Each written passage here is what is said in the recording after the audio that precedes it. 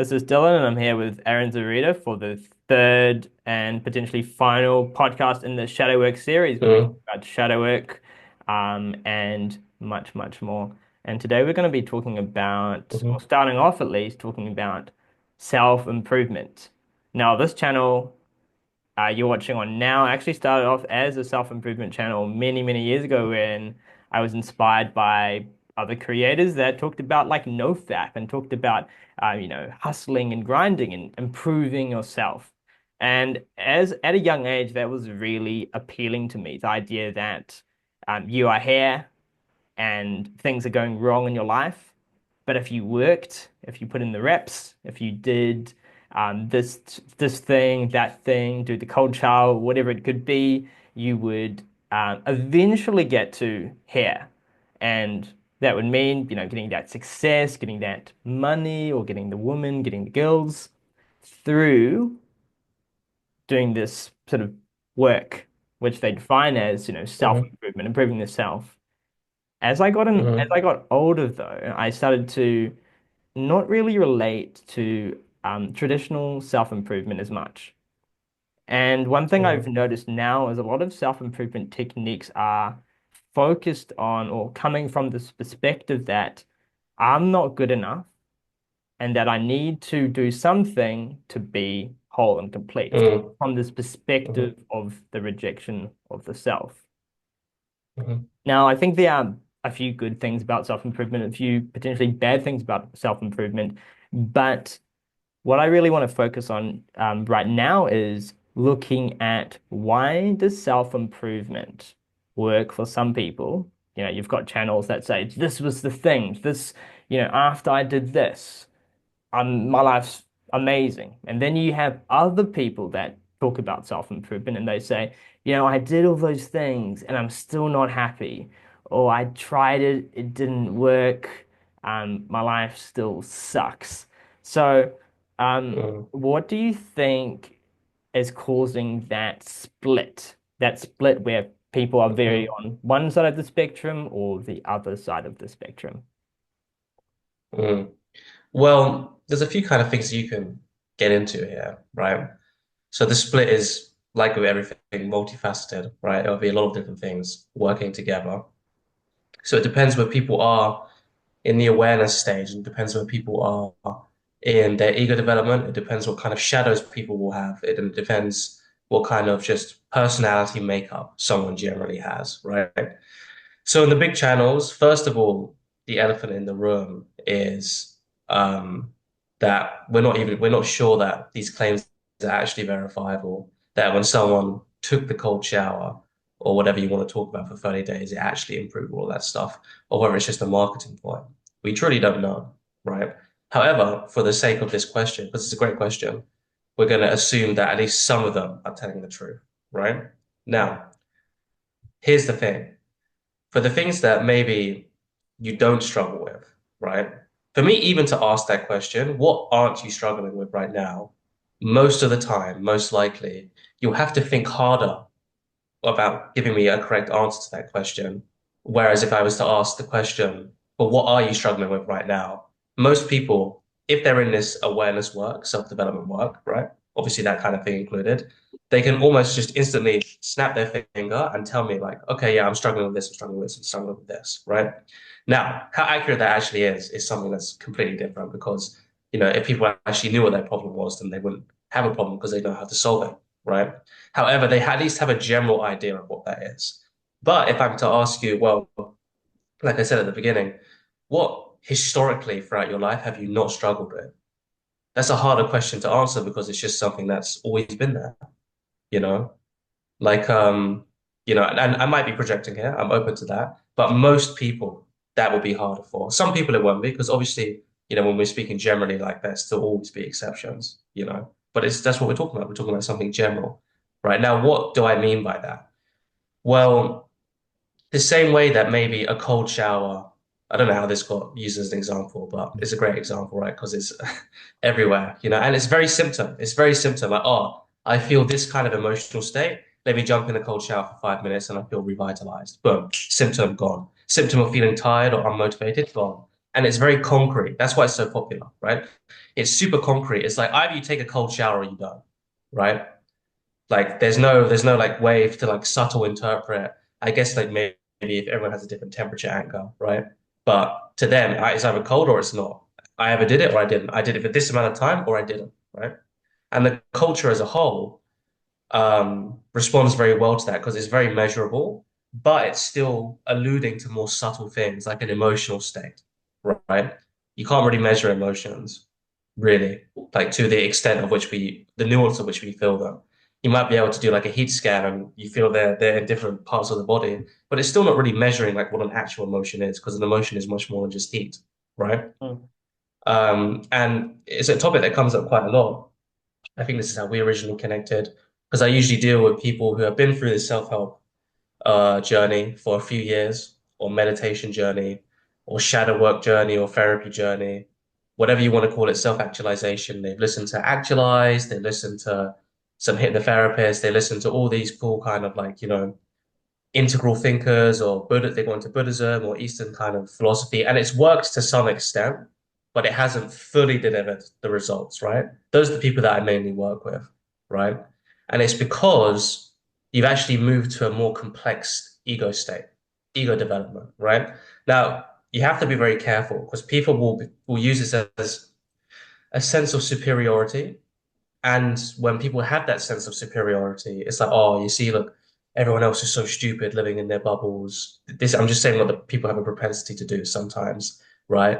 And only I understand how the world works, and because I'm so smart, my intellect's like la rah rah rah rah. And it actually cements this whole kind of paradigm of like, yeah, I actually understand the world properly, and because of that, I need to suffer. That's not what it means, right?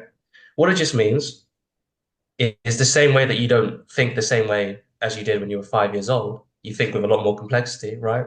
Like way more complexity than you did when you were 5 years old. Doesn't necessarily mean your IQ was higher because it's not, right? IQ stays the same throughout life, at least how it's measured right now, right? So your potential was the same there. So everyone's intellectual potential is there, right? And everyone's ability to make decisions is the same. It's equal, right? However, as you move through maturity, you move through maturity. Exactly what that means, right? You get access to more complex ideas, and it doesn't just happen through age. So somebody who's at a simpler developmental level will be like, okay, I was feeling bad before I took the cold shower. Now I feel good. Result, good. Problem solved, right? You see how that's like a very non-in-depth way of thinking? Not that that's bad. Sometimes you need to be like that, you know? Like for me, part of my background, I used to want to do professional Brazilian Jiu-Jitsu, right? There's not a lot of room for having nuanced thinking when you're on the mat and you're in competition. You can do it when you're off, right? But when it's time to go, you just kind of just have to trust, okay, I've done all the preparation, I've done all the work. I just need to boom, go. And every once in a while, a conscious thought will pop in, but it'll be happening in an unconscious way where you'll be like, okay, I need to make this adjustment, and then boom, you'll just do it, right? When you're in flow. You can't be like thinking around, like really planning everything because then you're out of the moment, right? So there's a time and a place for that. However, what these people usually do not ask the question of is, well, why am I in a bad state when I wake up? Right? You see how that requires like an extra bit of nuance. Why do I wake up like that? How do I wake up like that? Right? And the people that maybe are struggling a little bit more, and this is just one general example, but this is the example that I work most with, and I think your audience will relate to the most, as well as my audience will relate to the most as well, is they will ask that question, and unfortunately, that question is not answered by the cold shower, right? The cold shower just does what it does, makes you feel a little bit more energized, right? But it's not answering, well, why do I need that in the first place to feel like I'm going to crush it? Why do I not just innately wake up and I don't need the perfect 3 hour morning routine to crush stuff? Why do I not just wake up in a zone where I'm just boom, ready to crush it, or whatever you want to call it? Why am I doing that? And that's when a more nuanced approach is needed when you start asking those questions, when you start being able to turn all this amazing mindfulness and mind power I never said that word before, mind power. I don't know what I mean by that. Mind power is like mind awareness. When you can turn that from going just outside to looking back at yourself. And when that change happens, that is when a new path is needed, right? A new path is needed because you need to answer those questions. And the way to answer those questions is more than just symptom awareness, right?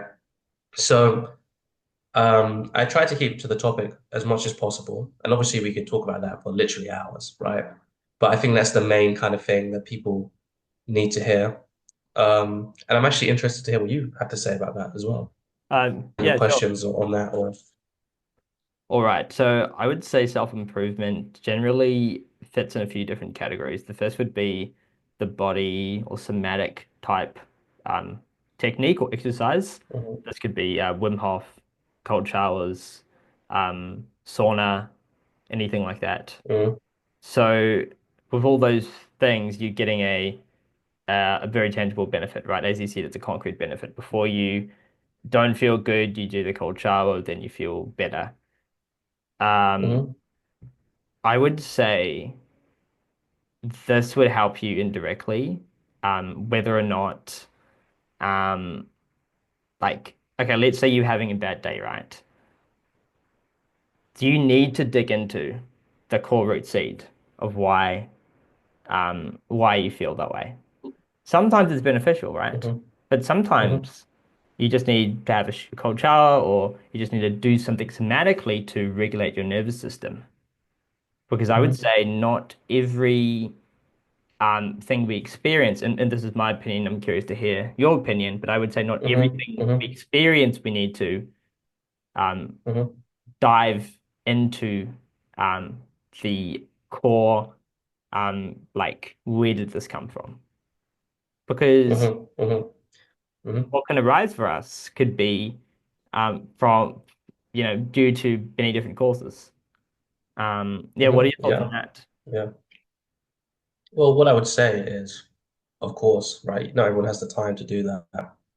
And sometimes you just are on this emotional roller coaster of life, and there is no reason that you're feeling bad.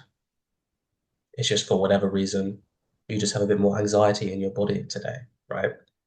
However, then it also becomes the question, well, if that's the case, why do I need a cold shower in order to be okay with that, in order to change my state? And the answer is you don't. You don't have to do anything somatically. You can just be like, oh yeah, I have a bit more anxiety. Okay, whatever. I'm reactive to it. Now, you're not suppressing your emotions and doing spiritual bypassing, but you're realizing you are seeing clearly with wisdom and compassion that, oh, right, yeah, I do have a bit more anxiety in my body, but there's no reason that I should make a story about that. And that means anything and that affects me in any way, right? So, yeah, I would agree. And also add on to your point or disagree or whatever, which is like, yeah, it's a great point. You don't always need to dive deep. And there's not always a core root of things, certainly when it's shadow related, right? Mm, However, there's symptoms, and sometimes you need to feel bad. You need to feel bad because that tells you that whatever your avoidance cycle is, like in this context of the cold shower, it's actually being used a lot in the avoidance cycle. Oh, I feel this way. Let me feel something better. That's if it Avoidance. You're is, that avoiding is, what's actually I there. I would agree. If it's being used in a avoidance cycle, it doesn't That's have to. right. If it's being used that way. No, Yeah, it doesn't have to be at all. You can just do it because you're feeling inspired. Or you can just do it because you just want to do it. And there's like no, oh, I just prefer to have cold water on my skin right now than hot water. It can also be that trivial too, right? However, if it's being used in a symptom management way, which happens a lot of the time, then in order to actually go to the next level and work through whatever is happening, then you actually have to allow yourself to be a little bit down in the dumps and realize that things aren't working. And then be like, okay, well, how can I make sure that doesn't happen again, basically. Right. So there's so many different nuances that you can go into this. mm, It's, I mean, it's an avoidance way, or it's used in a healthy way, or it's mm, used in whatever. And most people are not going to take the time Well, not that they're not going to take the time to think about it, but that question is not even going to be posed to them because it's also just not important. I understand that people have like jobs and all that kind of stuff, but whenever you're looking really deep at doing, or if whenever you're talking about doing deep work, which most likely the people who are watching this are interested in this, otherwise they wouldn't be watching this right now, right? Mm. Then you can almost use everything as a microcosm to go into something where it's just like, okay, is there a root cause here? Am I just feeling bad this way? Or do I just want to do this way because, I enjoy that feeling, right? Yeah, yeah. I think it depends like the perspective you're applying these techniques from. If you're doing it Hmm. from the perspective of rejecting the self, then you're causing a further split in your psyche, or you're pushing down Hmm. or damaging your sense of self. But if you're using it Hmm. from the perspective of, hey, these are like tactical tools and techniques and strategies that um, Hmm. have some benefit to me, then I think it's Hmm. very different. Hmm. I think Hmm. the Exactly. mindset Yeah. behind it is what um, relates to how we feel about it, and how we feel about it often changes the long-term benefit we gain from it. So I Mm. think if we Hmm. categorize it Yeah. as people that have done this and it's uh, worked for them, and people that, it hasn't worked for them so much, I would say, if even if you talk to the category of people where they say it hasn't worked for them so much, if you Mm. talk about Mm. individual one-off little cases and you say, okay, did it help here? Yes, yes, yes. They can surely find a time where the tool, technique, strategy, method actually did give them a result, at least in a small time frame. So I think Hmm. it's Hmm. the wider time frame, the longer time frame where we're starting to see, okay, now things are falling apart. Why are things not progressing in the way that we would like it to progress in? Why is there something happening here? It's where, the trickling off, the trailing off, it's not really working.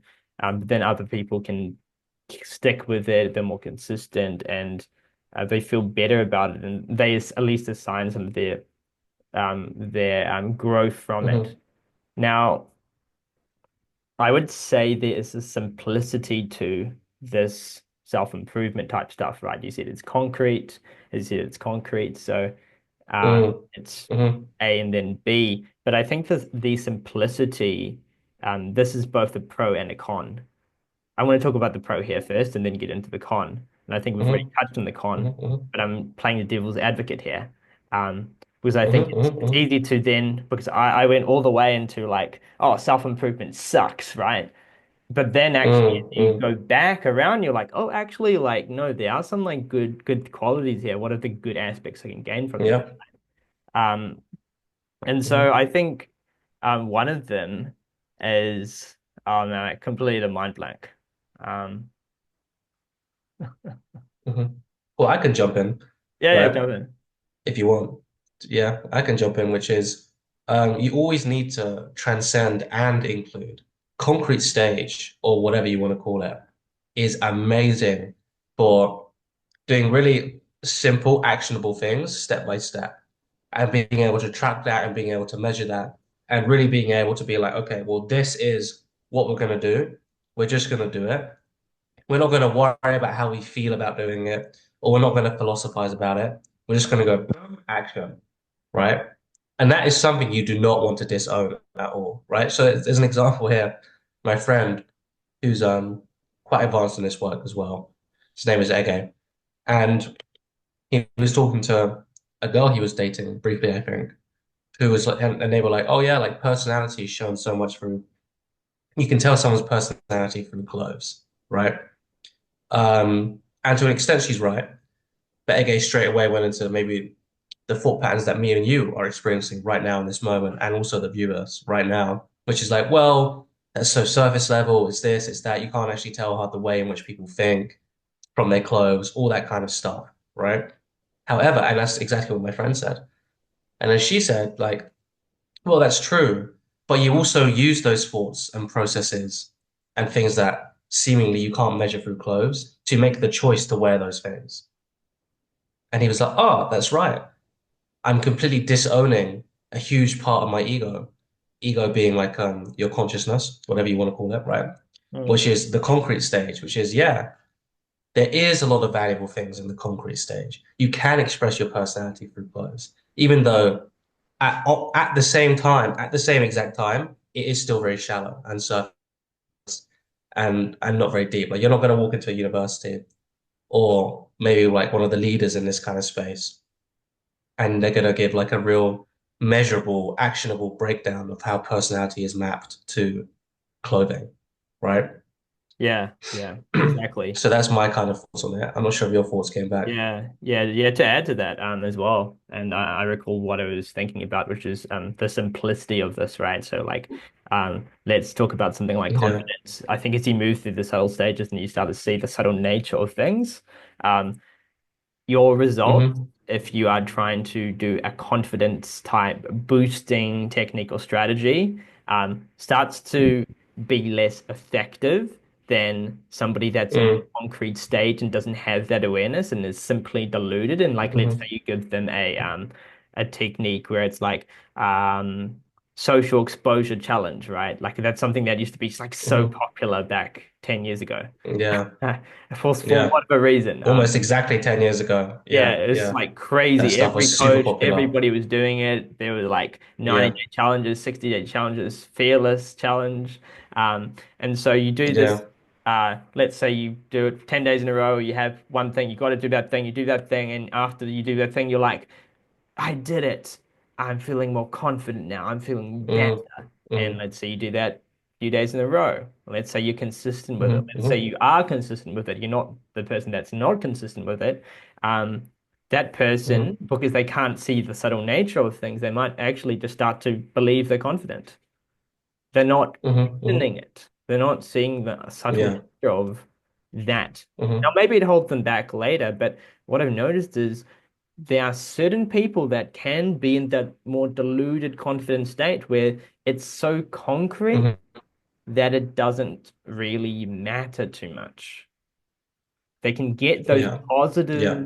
positive reference experiences and apply Hmm. those and hold those reference experiences as parts of themselves rather than pushing away or rejecting those experiences. Hmm. And they can say, Hmm. Hmm. I'm a confident person now. And they can go Yeah. up on Yeah. stage and approach a girl or do whatever they want to do and Hmm. just think, Hmm. I'm a confident person. Hmm. They're not Hmm. thinking too hard. Hmm. Another type of person would see that same situation, they would be like, they would start to question it. They'd start to question, Hmm. okay, maybe not in this circumstance, maybe not in that circumstance. Hmm. So this is something that was really fascinating to me. Why we have two types of people. Now, something I don't know really know the answer to yet um, is it the personality type that does better with this particular more concrete style, or is it the fact Hmm. that even those people in that concrete category, um, the this concrete view, this concrete paradigm is still holding them back. This perspective is still holding them back. They're just not Hmm. aware of when it is holding them back. Hmm. Hmm. It depends in what way it would hold some people back now. The problem with speaking so generally is it's hard Yeah, to give that is really true. Yeah, specific, nuanced, for sure. detailed advice, right? However, now that everyone knows this, that this is not going to be nuanced. So if it is going to be nuanced, it's going to be talking about a progressively smaller subsection of of the population, right? But what I would say as a broad point, right, is what a lot of people feel like as they go through, as they gain access to more and more complex perspectives, and as they get more and more interested in deeper spiritual, mental work, whatever you want to call it, they feel like that is holding them back. Like exactly like what you said, right? Which you were kind of like role playing into what someone in that perspective feels like, oh yeah, but what about this? What about this? And I'm worried. Whereas someone who doesn't think about those things can just be have a lot more direction, right? Yeah. Um, well, actually, the broad point on that is if you do this work in the correct manner, right? Correct isn't the right word. language is starting to break down for me. So what correct? How else would I say that? If you want to do this in an optimal in an optimal way or a holistic way, right? What you actually find is if you go through the stages, when we say stages, we're talking about ego development, which is like anything to do with integral, stages international, ego development theory, spiral dynamics, whatever you want to call it. These are like psychological human development models, right? But we're also, if we take away the models, it's just like some people are more mature, some people aren't in how many perspectives they can take, in how judgmental they are, all that kind of stuff, right? Actually, when you go through that and you're healing blocks in your unconscious mind, and you're also doing a spiritual practice that resonates with you, or you're doing whatever, or you're doing whatever you want, right? If you're going through all of that in a very healthy way, it actually will make your confidence 100 times more effective, or like a million times, or it's just exponential. It will actually make your confidence more robust. Because the problem with the people in the concrete stage, as soon as you take away a concrete thing from them, suddenly it's like they all fall over. Or even if you don't do that and they're at that concrete stage, because they're seeing things very simplistically, not in a bad way, right? Mm, And another person is seeing things in a much more fullness and is still confident. It means that confidence is much more unshakable. The foundations are much more solid, right? However, because most people, when they're going through life, and because life is chaotic and crazy and all that kind of stuff, they don't have access to all of that, right? They have it actually causes them to question, right? Like themselves and have doubt and all that kind of stuff. But people take that as, oh yeah, that's just what you do. But really it's not. You don't just have to do that. You don't just have to doubt yourself. It's not the how do I say this? The realistic thing to be skeptical. Skepticism, because that's where a lot of this comes from, is like skepticism or critical thinking and all that stuff is great, right? Amazing. However, there's nothing more realistic about that than being optimistic. They're both as realistic as each other. But for whatever reason, what I find with a lot of people who get into this, and I'm sure that you can resonate with this a little bit as well. You know, I don't want to speak for you, but resonate with me at least going through this kind of stuff is in order to even get on this path, you have to be critical thinking, right? And because that works so well for you, you kind of lean on that a little bit more, a little bit more, a little bit more, a little bit more. Becomes more about people's becoming more and more into that identity. Whereas in reality, that is just one way the mind can be used. And it can also be used in all these different ways. And it's about integrating all of that together and realizing that you're actually beyond that and you're actually the awareness itself or whatever you want to call it, right? So my broad point here is it doesn't have to be the way that me and you have laid out, where they either go this way or that way. Actually, when you do this properly, you actually get more and more full in every aspect, fully confident, full access to love or compassion or groundedness. Because if you have access to more perspectives, there's so many more ways in which you're confident. It's not just like very simplistic. Because another thing in the concrete stage is, or people who think in that kind of way, as soon as they're confronted with a slightly new situation, that's like completely new to them, and they kind of like freeze up a little bit, right? Because they're not able to have adaptive thinking because it hasn't come up for them yet, right? In the same way, they can't be strategical in the way that they think. Or if they do, it'll be a very kind of peak experience to have strategical thinking, basically. So it's almost always better to go up, although every single stage is full and complete at the same time, which is also what you're talking about with the pros as well, right? Sometimes you don't always need a perspective to be the highest perspective. Sometimes you just need a perspective to just get stuff done. Boom, I need to do this. I need to do this. I need to get this figured out, all that kind of stuff, right? And it's about allowing that. So this is why when it gets a little bit confusing, where it's like, yes, you want to be all the way up here, but you also don't want to rush that and go through the stages without inhabiting them fully, right? So I'm not sure if it's gone off a little bit off topic or not, but I think it's very important to mention and to talk about is that it's not inevitable that if life has to get more prone to like suffering or like it has to be harder. It doesn't. In fact, it actually gets easier exponentially if you're doing things in the right way, right? Which is even, you know, before we talked about this, me and Dylan were just talking about giving each other a little bit of a life update, right? mm, Dylan is not at the concrete stage. right? He's not at the concrete stage. And his life is getting, from what at least it seems in the areas that we talked about, exponentially better, right? Yes. Despite having more access to full and complete perspectives, right? And actually, this was something I think we talked about before on either one of these podcasts or call we've had together, where like it used to be like used to struggle with this, right? I know I used to struggle with this, where it's like, oh, I'm starting to think, and it's bringing up all these problems and stuff like that. And then as soon as you realize that you can actually move in a different way, that's when this, instead of being like an anchor pulling you back, actually turns into a massive advantage, right? Yeah. Now I'm going to stop I talking would add to and kind of this. let you jump in. Yeah, one thing Hmm I'd like to add.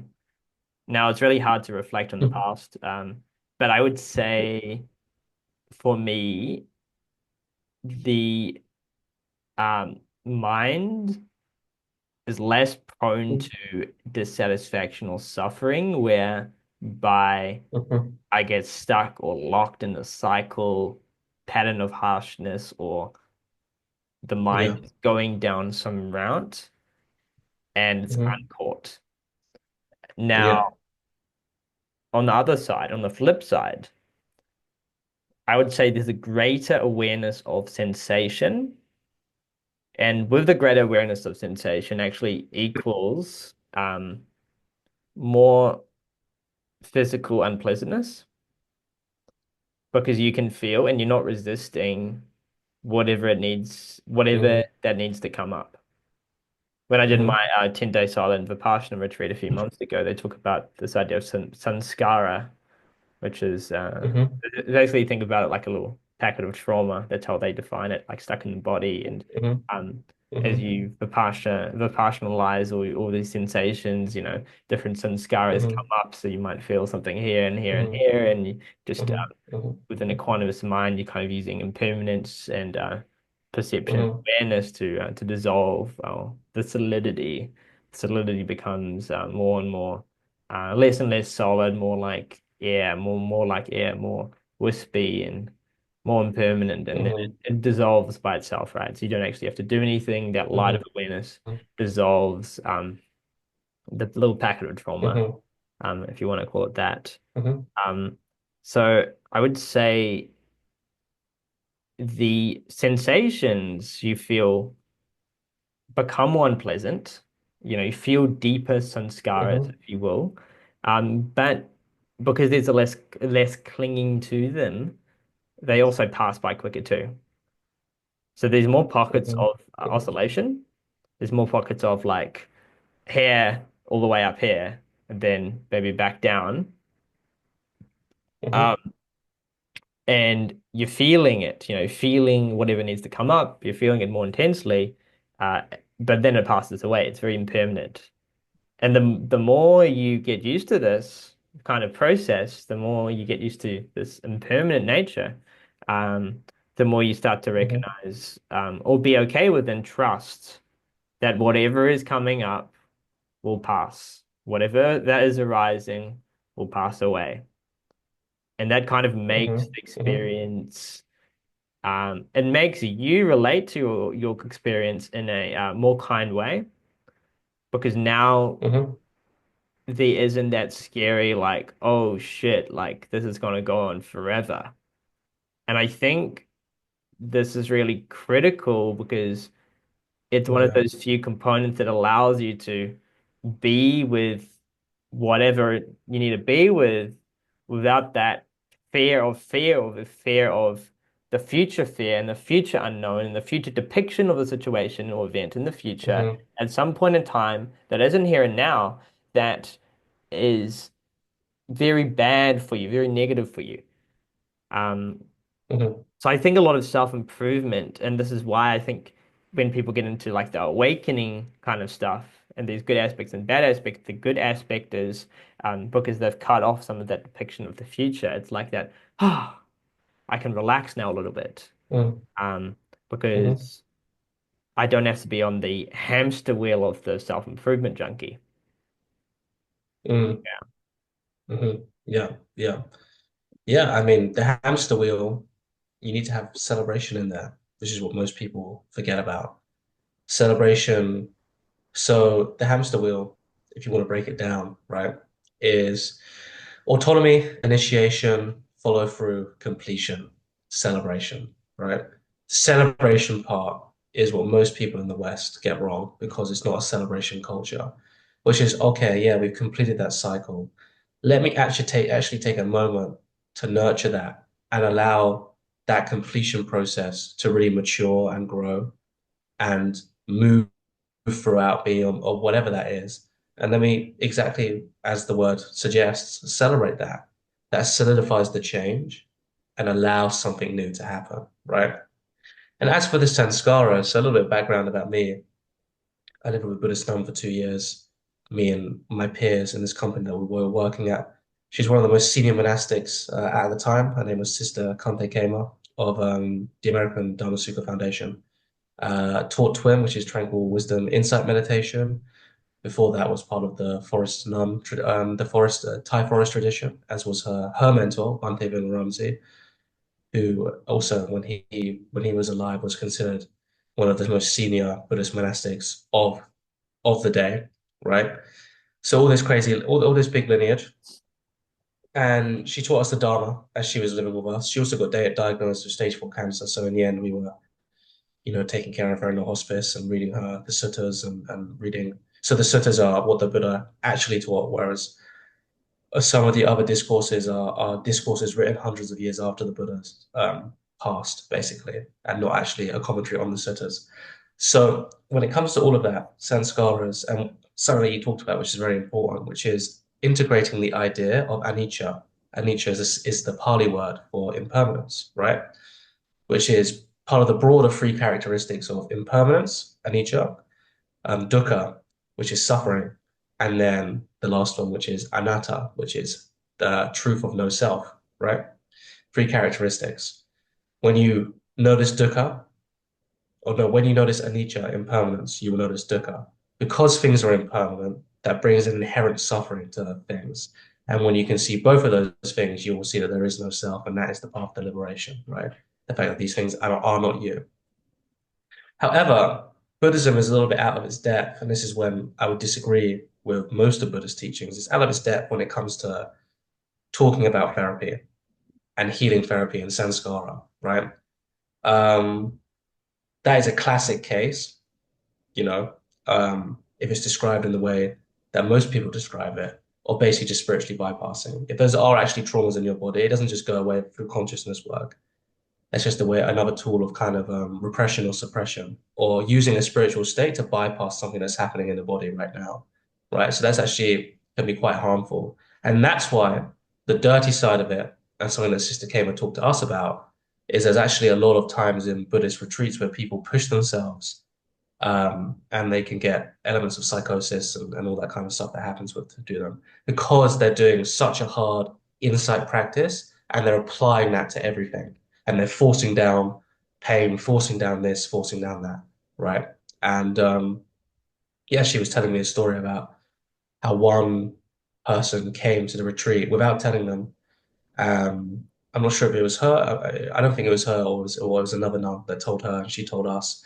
There's this person that went to Mahasi in Burma. So the Mahasi noting method is like one of the most hardcore methods in Buddhism, where you just sit and you note everything.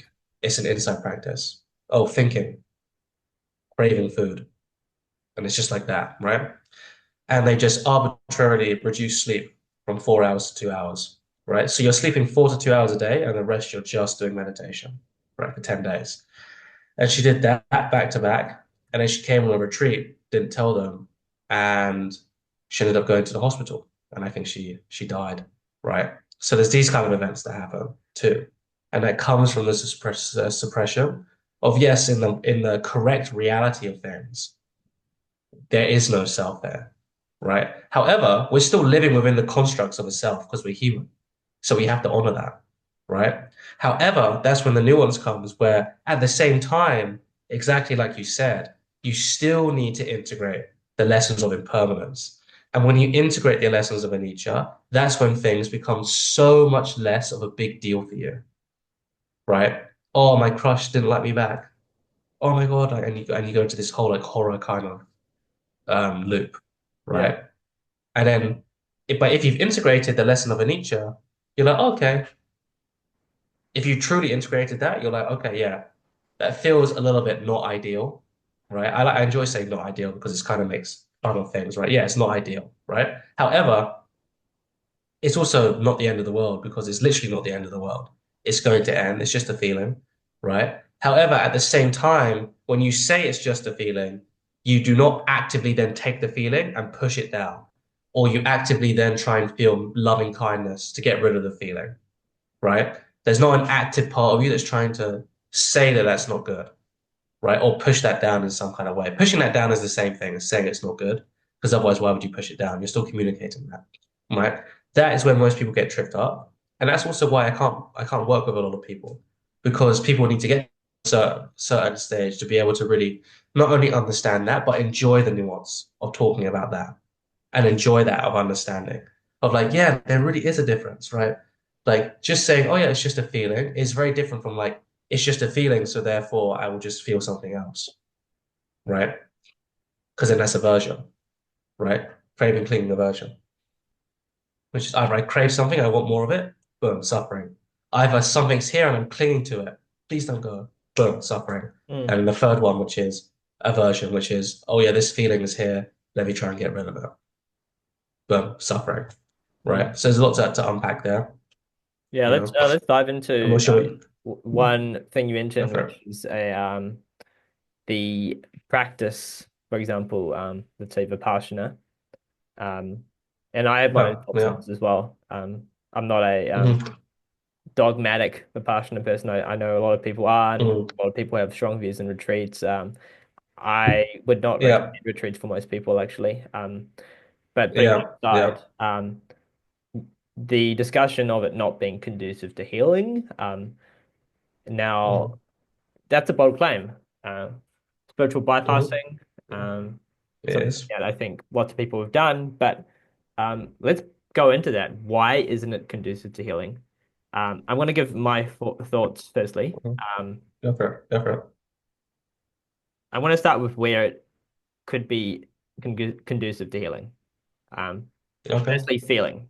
So you're feeling something, feeling Mm-hmm. sensations. Mm-hmm. That would bring up emotions, uh, Mm-hmm. and it would get past the genuine numbness you might feel in your body. So now you're somaticizing whatever that is Mm-hmm. there, that is suppressed, is going to Mm-hmm. start to come up.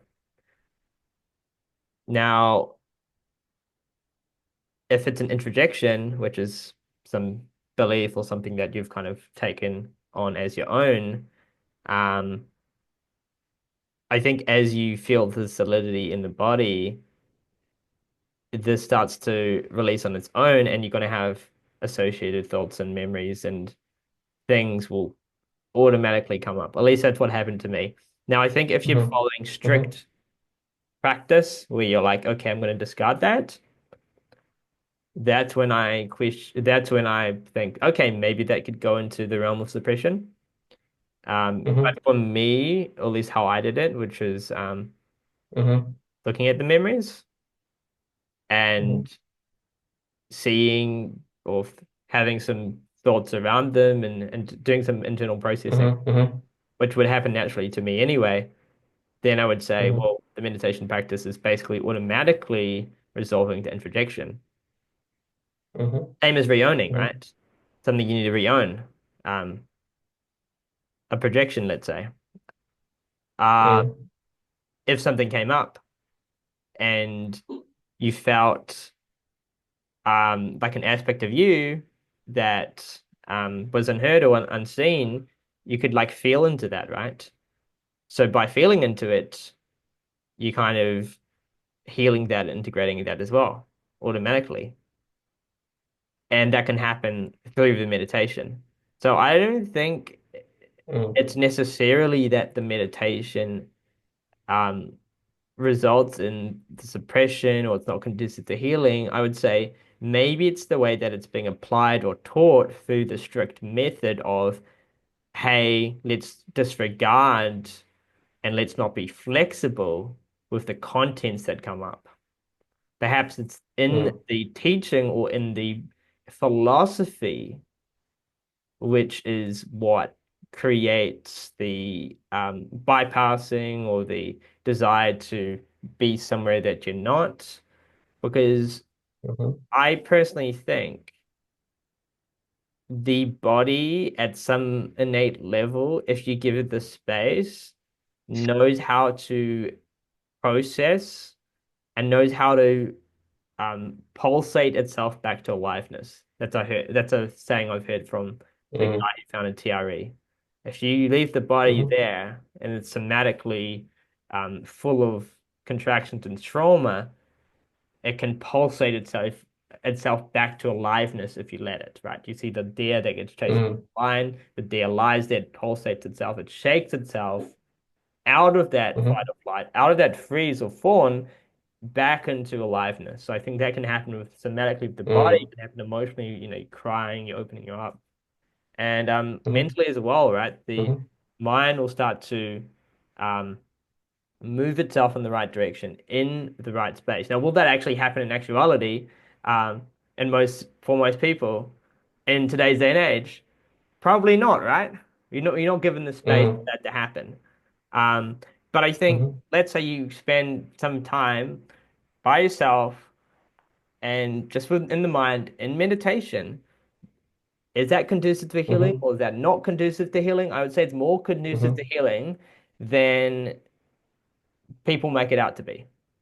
I would say it's more hmm conducive to hmm hmm healing, but maybe it's in the perspective, maybe it's in the hmm philosophy of Buddhism that is causing some hmm suppression of allowing that hmm healing to naturally hmm happen. What are your thoughts on that? hmm hmm hmm Yeah. hmm Yeah, I think we're talking about two different things of definitions.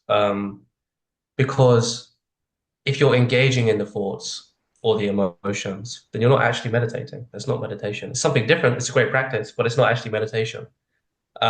Which again, we can have a discussion about that. I'm kind of easy on that. Like I don't really have too much of an Hmm. opinion if you want to do that or you don't. Okay. Right. But meditation, especially Vipassana, is it not measuring about what's happening internally? It's measuring about how mind's attention moves. Okay, so and it does that. The body scan is just a technique to help you do that in Vipassana. So people who don't know Vipassana, it's like a body scanning. You start from the top of your head, goes all the way down slowly, goes to the bottom of your feet, and you go boom, back up to the top of your head, right? That's the insight practice, right? And you are observing everything.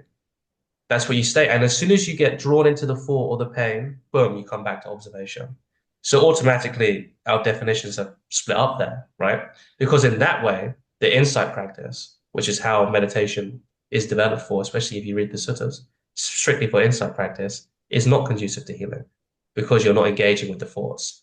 What you're talking about is something different, which is great, which is using that meditation awareness that is developed in meditation, the meta awareness, awareness of awareness, um, and turning it inwards and seeing what's coming up. And then seeing and doing almost a shadow work session on yourself. Okay, that's the thought. Let me just give it space. Or that's the feeling. Let me just give it space. Right. I know you use slightly different words, but this is kind of generally what we're talking about. And then you allow something to unravel. Right. And from what I've heard about before you discovered of TRE, I would say I would disagree. Sometimes the body can pulsate it back to life. But sometimes it can't, and sometimes you need a different method. Sometimes feeling is not just it's just not the way for this. Like people who are victims of sexual assault, sexual abuse. Sometimes feeling something can be great, but other times they have to think about it more cerebrally and going through that way, Mm. or go into a more systems-based thing, right? Because otherwise, the same way that Buddhism and the way it's taught, which I think me and you are in agreement, which is like very dogmatic, that structure of how they're teaching, right? Like the insight practice where how you're supposed to do it is you're not supposed to engage in anything, right? That's not me saying it. That's like Yeah, yeah, Buddhist thought and that is philosophy, the right? strict Yeah, way they would yeah, describe it. yeah. That's Yeah. the strict definition of Yes. when you're just insight, right? That's the same with a lot of people's shadow work methods, like internal family systems. What that person has done is he's been like, okay, this is what's happening inside of me, all of these different systems, I'm projecting that now onto everyone else, that everyone else is the same. So it's an amazing system, but it's a 4.5 system. So when it comes to stages, we talked about this on the other two podcasts, right? So obviously, I would advise you to look at those two podcasts to kind of get up to speed because me and Dylan are just like in this podcast, just going straight into it, right? Um, but four-person perspective in stages, 4.5, right? The most mature version of the four-person perspective and the most mature version of the subtle tier, where you're able to see systems fully, see how they interact with each other, and you're able to start mapping your own systems. However, it can only map one system at a time, and it can't link those systems together in a big meta system because it doesn't have that perspective yet, which is fifth person perspective, by the way. So you have to be wary in everything. Your mentors should either be mentored or be at when it comes to like overarching mentorships, right? They need to have access ideally to someone who's at least by fifth person perspective, because then they're able to just be able to sit or get feedback back from people who are just in MetaWare, who are awareness of awareness all the time, right? Because otherwise you get sucked into systems that are very like rigid. It's like, oh yeah, like this example, right? I mean, you're welcome to disagree with me, but I would say that that is like a very simplistic way of thinking in terms of like, oh, the body will always know. Sometimes it doesn't. Sometimes it needs to be educated. How does it get educated? Through maybe a cerebral talking pattern or not talking pattern. That's like way too technical. A cerebral system, a more cognitive system. Sometimes by a more systems-based system, sometimes from a more sensorial-based system, like the body thing, right? Sometimes from a more talking thing or relationship-based therapy, right? Depends. You need something that's different for all the times, right? So to summarize, yeah, if you're doing stuff the way that you were talking about in terms of bringing that meditation awareness into yourself and then using that to do something, then that is actually falls more into the line of cleaning up work or shadow work or therapy than it does the growing, than that does the waking up spiritual practice, right? That's actually where we kind of thought we were disagreeing, what we were agreeing, right? Um, when it comes to straight insight practice, no, it's not conducive to healing. And I will say that feeling is the first step in some ways to healing, but it is not necessarily healing. Feeling is just like a step that sometimes you need to go through, basically. But yeah, what's your thoughts on that? Um, yeah, there's a lot to unpack here, but I would say now it comes to the pattern. So, like, let's say you're feeling something, right? Now, everybody has different Mm, internal narrative of what occurs um, when thoughts arise. So, mhm. some people might have learned a system or technique, and they say, okay, this emotion came up, this thought came up, what questions am I going to ask, or what am I going to do? They built a framework around Yeah. it. Um, Other people might not do anything or might avoid the thoughts or redirect the thoughts.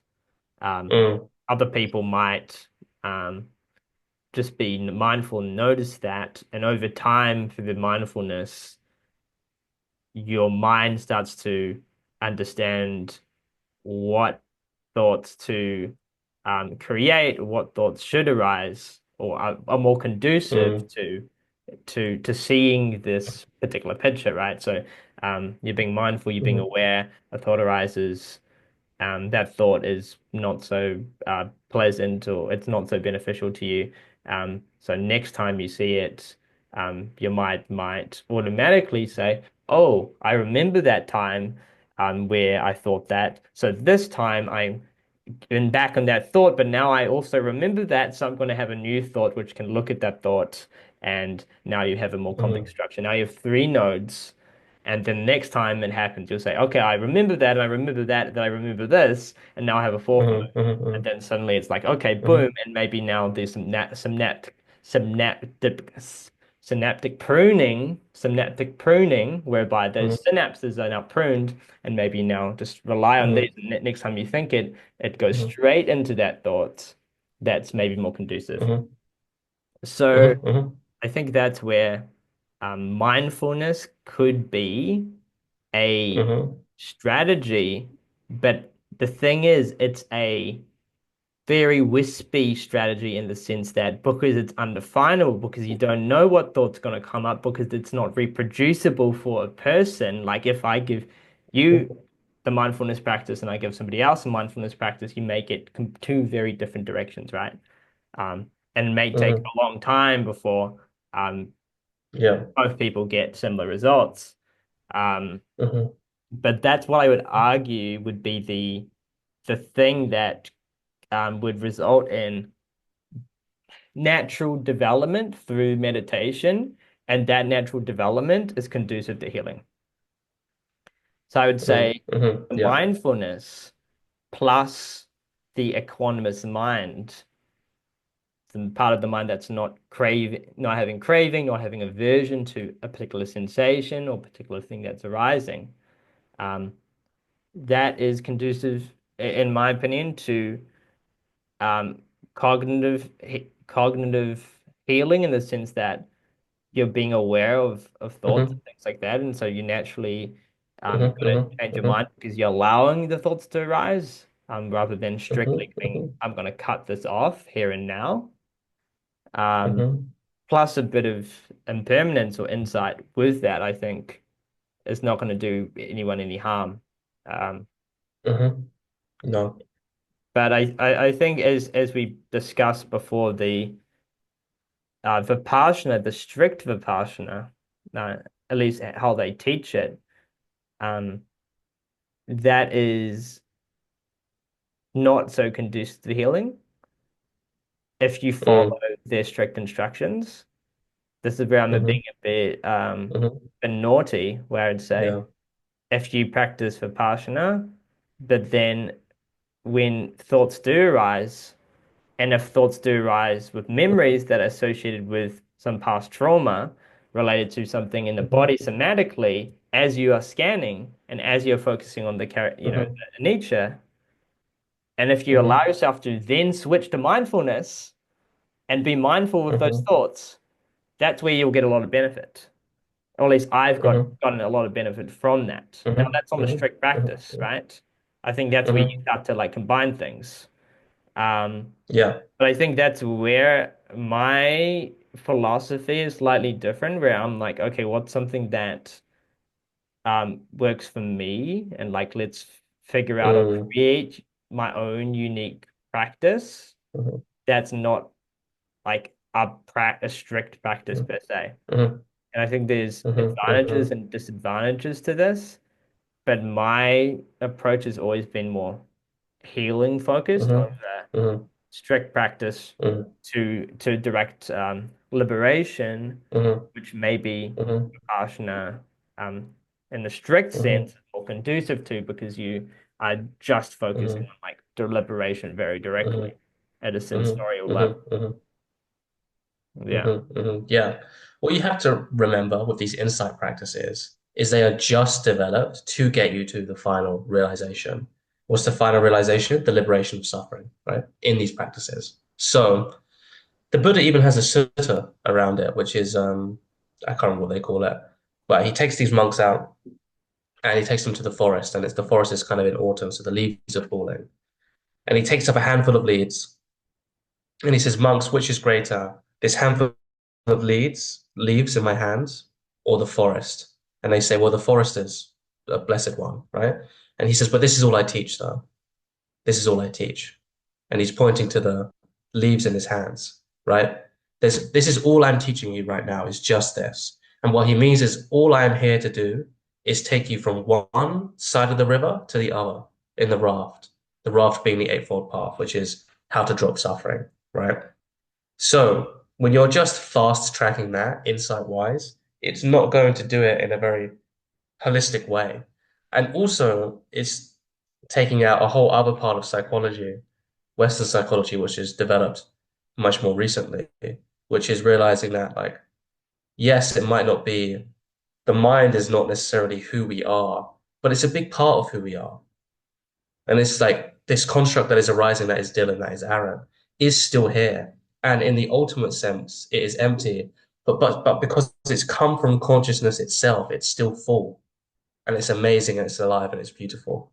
And there's also that experience that needs to be honored too. right? So that's why a fullness practice is very necessary, right?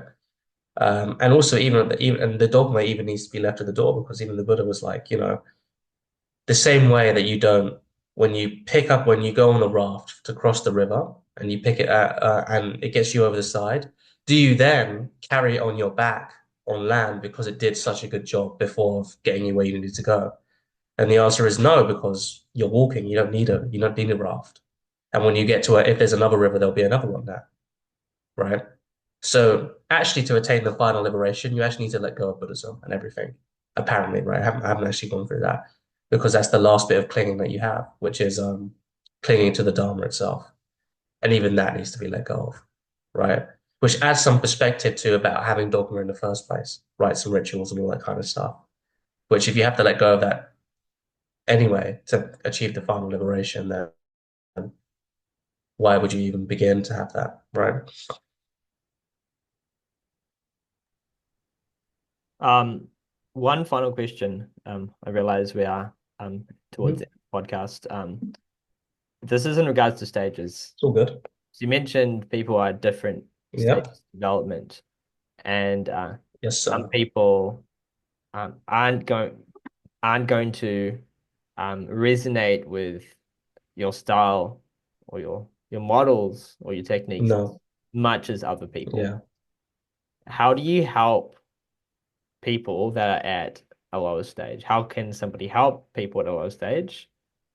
Or is it Hmm. better for a coach, for example, to focus on a specific group of people and other people to Hmm. focus on um, the Hmm. people at the more concrete tier through more concrete Hmm. techniques and Hmm. philosophies and things like that? Hmm. Hmm.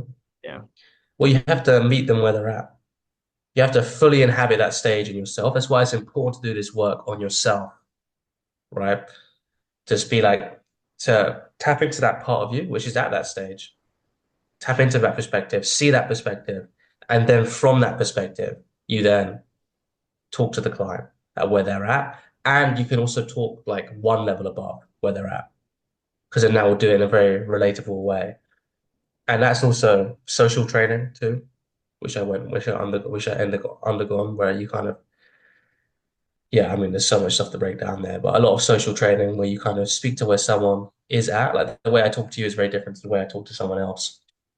Not because I'm trying to do it consciously, but just because it happens, right?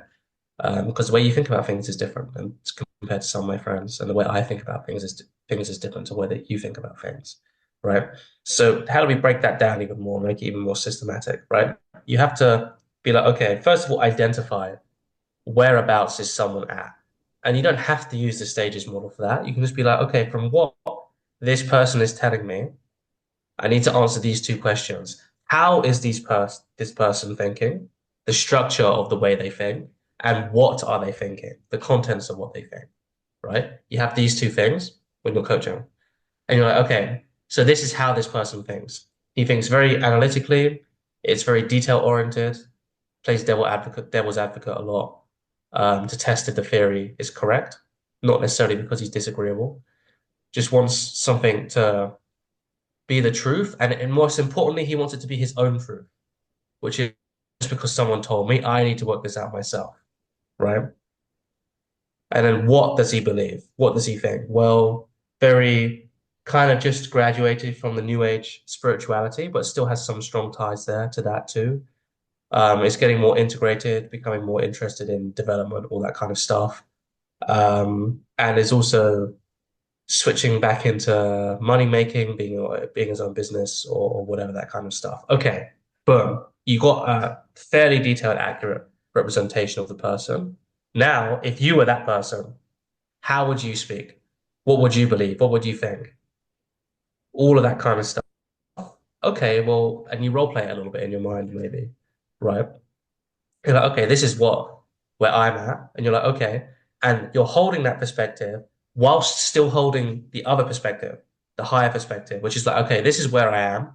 This is where he needs to go. But this is where he's at right now. So now that I know the person that I'm talking to, how can I talk to this person in a way where they feel seen and understood and in a way which is relatable to them, right? Everything is about relatability, how much they can relate and what is the next step in his journey, whilst also knowing what is the 10,000th step in their journey that they need to take, right? So you're not making them go down the bad path.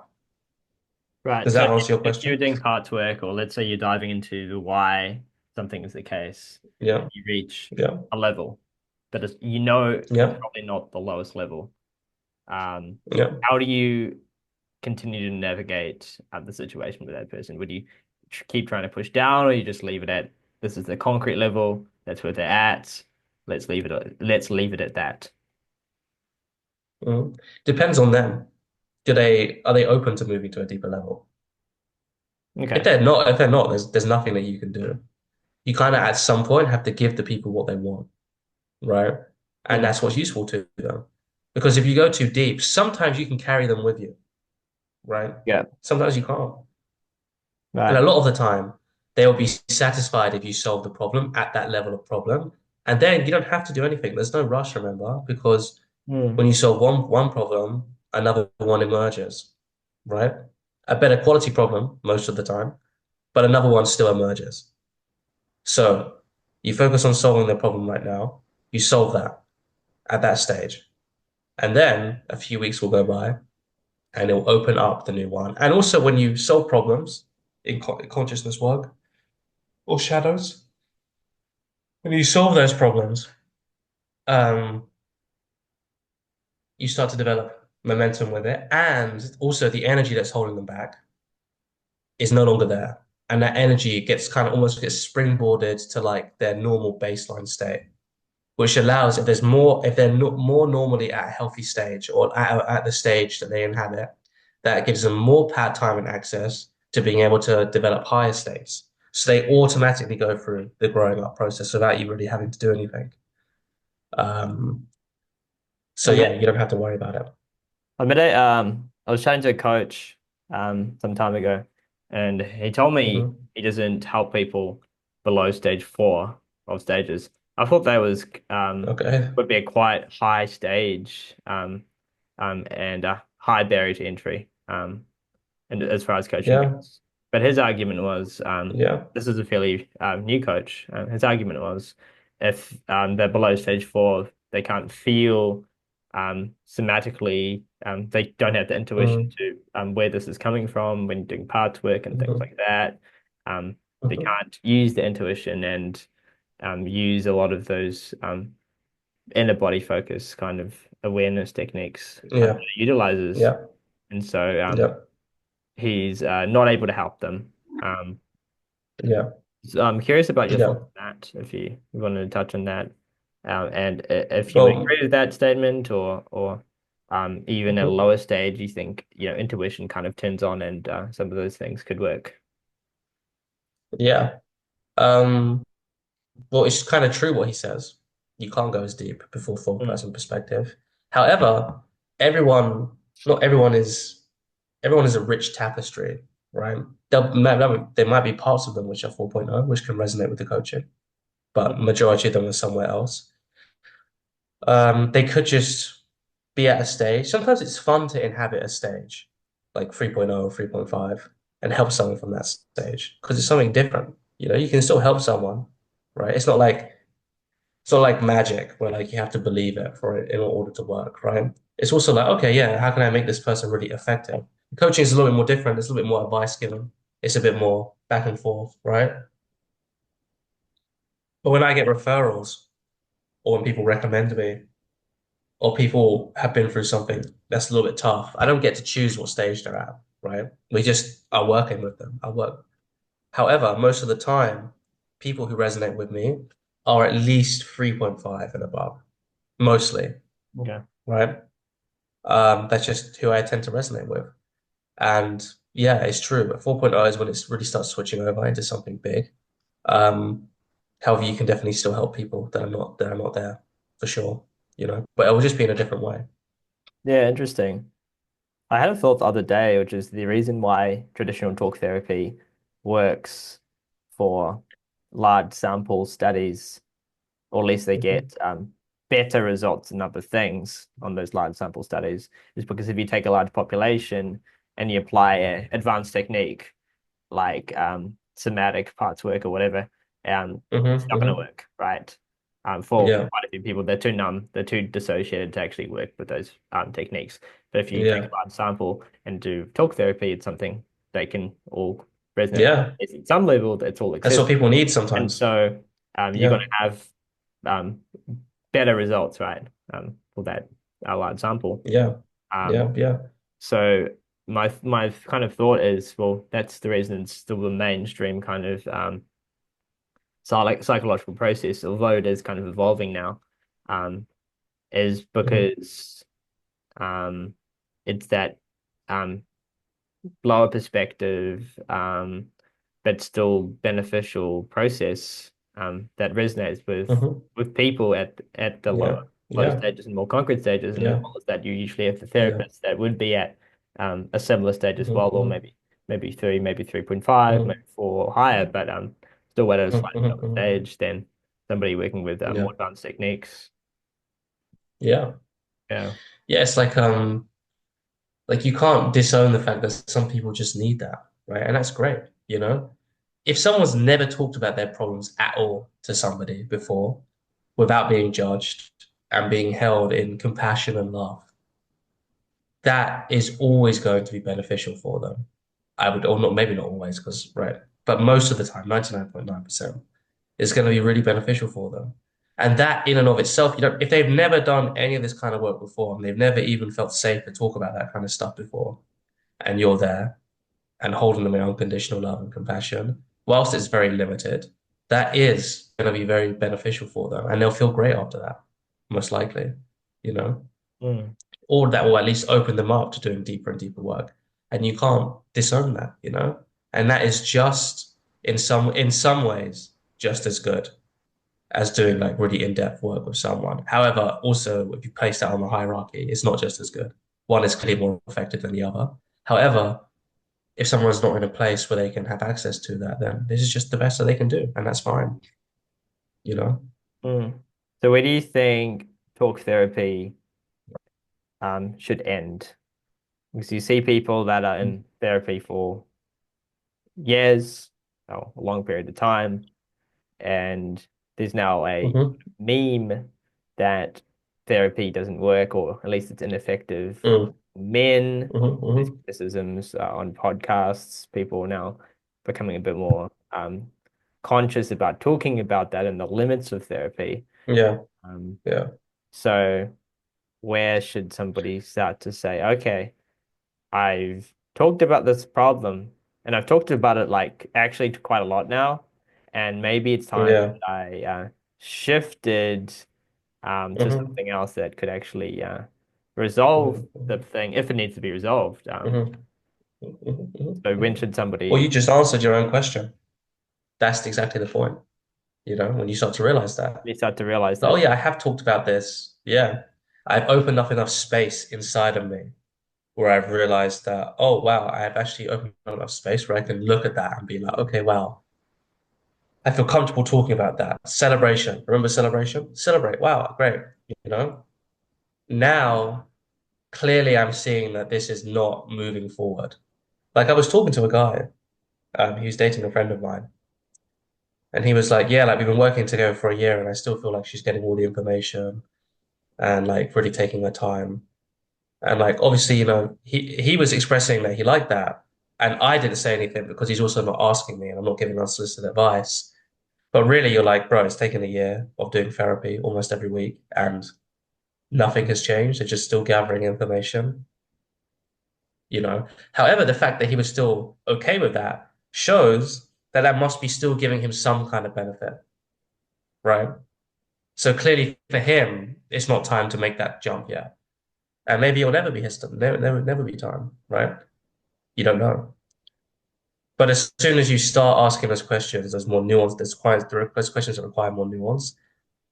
Like, hey, like shouldn't I be getting to a conclusion? Like, for instance, I'm going to start a YouTube channel soon. Um, and part of that is going to be breaking down misconceptions. Like, one of them is the misconception that therapy should take 10 years to solve a problem, or inner work should take 10 years to solve a problem, right? I'm not like a, um, I should call it inner work, right? Because I'm not like a licensed psychotherapist or anything by any stretch of the imagination. And therapy is a very limiting kind of tool because, when it comes to internal work or whatever you want to talk about it, that also includes meditation and that kind of stuff, right? So whatever you want to call it, whatever the definition is, it's like, yeah, it should not take 10 years of that to solve a single problem going on inside of you, right? It can. You see the difference? It can take that long, right? But it shouldn't. It's not like that should be an expectation because it can also just go like that. Not always, right? It's also not to trivialize anyone that's going through something that's really tough either, I would say let's right? not use, I would say let's not use the word should. Instead of using should, we could say could. Yeah. So it could take that long. Yeah, it could take this. And the reason I Yeah. say that is You because never know. the word should, at least how it's interpreted by many people these days, um, is Mm. the word should implies um, it needs to be this way or it should be this way. And that if it's not this way, there's some negative association Yeah. with it. Um, Yeah, exactly. yeah. Yeah. It's like a judging way, Yeah, it's a It could judging take part. this long. Yeah. Yeah. It could take not. It's like kind of like how long is a piece of string? You know, it's a trick question. You don't know, right? Yeah. However, at the same time, if you are working with someone who you have a good relationship with, like the funny thing is that cognitive behavior or the cognitists were the dominant thing in therapy in like the 20th century, like mid 20th century. And then relationship therapy became a thing, and it absolutely destroyed cognitive therapy in results, where it wasn't just about like cognitively restructuring things, it was actually developing a true relationship with people, and that just destroyed them, right? And then they had to regroup and evaluate and integrate that, and actually said it was in some way a part of cognitive therapy or whatever, right? But that speaks to exactly what we're talking about. Like sometimes people just need that, just a relationship. Because some people don't have that. Some people don't have like a an open, warm friendship with someone, right? Um, What is there's a relationship? reason I brought Yeah, that up. I've been quite heard of relationship therapy before. Is that when two people are seek a Oh, relationship therapist together for like a marriage no, divorce? no. Relationship therapy is like when the thing at the primary concern is the relationship between therapist and the person who's getting therapy. Like, hey, Dylan, how you doing? Like prioritizing that relationship Hmm. and letting and making them know that they're seen, loved, and understood. What is it? It's holding the unconditional loving witness. Before they weren't even doing that, right? Which is also like, they just came out of two world wars, so it's kind of like tough to be kind of preaching that, right? But Yeah. when I can't remember the person who came up with it. It's right on the tip of my tongue. But like he was like the guy who came up with it when he realized like, oh wait, when I actually just listen to someone and empathize and have compassion for them, that actually generates much more change internally for someone than just having a really cognitive behavioral therapy reprogramming structure, right? Hmm. Um, but yeah, that's like another kind of history lesson, which I need to do some more research on as well to talk about that. Um, Hmm. Yeah, that's really interesting. All yeah, right. We'll make some final remarks. I'll go first. yeah, Really enjoyed this go talk, for it. and Same. especially what I've been thinking about during it is communication. It's something I've thought about for a while, but the various different frames or meta levels we can be occupying in communication, Mm, right? We're like literally jumping mm, up and down different levels, yeah. and it's quite fascinating. So you might have noticed a lot of my questions. Purposefully or naturally have the inclination of asking them at a lower level because I'm trying to be more relatable to, okay, somebody's thinking in a more concrete Mm-hmm, capacity. And then we've actually gone mm-hmm, up these levels um, into a more subtle, nuanced aspect. And you've discussed um, many of the nuances, many of the different ideas, and we've kind of had a back and forward on some of the advantages and disadvantages, and that's been a really fascinating, mm-hmm, really engaging discussion, and just communication in general, right? Like maybe just we can spend a moment to just recollect when you watch a YouTube video, right? Like every YouTube video is different in the sense that the communication is a certain level, it's a certain frame that they're establishing, and they're trying to like have or put something as a product or put something as a box of here's this idea and I'm building a box or I'm building like a world. It's like really building a world around an idea and every word they use, every sentence, every analogy, every story is kind of like adding to this world of what this concept means as they're trying to describe Hmm. it. Um, so yeah, that's just my thought. I just thought it was a really interesting conversation. Yeah, Yeah, thanks for being on the show, Aaron. yeah. You're very welcome. I enjoyed my time. Awesome. Do you have any final remarks? Um, no, I guess if you're interested in this, you can obviously reach out to Dylan. You can reach out to me, whichever way is always on his channel, so he has all the links. Um, and yeah, I guess maybe I'll see you on the next one. Maybe I won't, but either way, I'm going to be starting my own YouTube channel at some point. So you'll have longer form content there. At the moment, I'm on Facebook, and that's it for today. Very exciting, and I look forward to seeing your future YouTube career, Aaron. We'll definitely put Mm, your thank channel you. and any Yeah. links in the description below. Check it out. Thank you guys for being here today. Catch you later.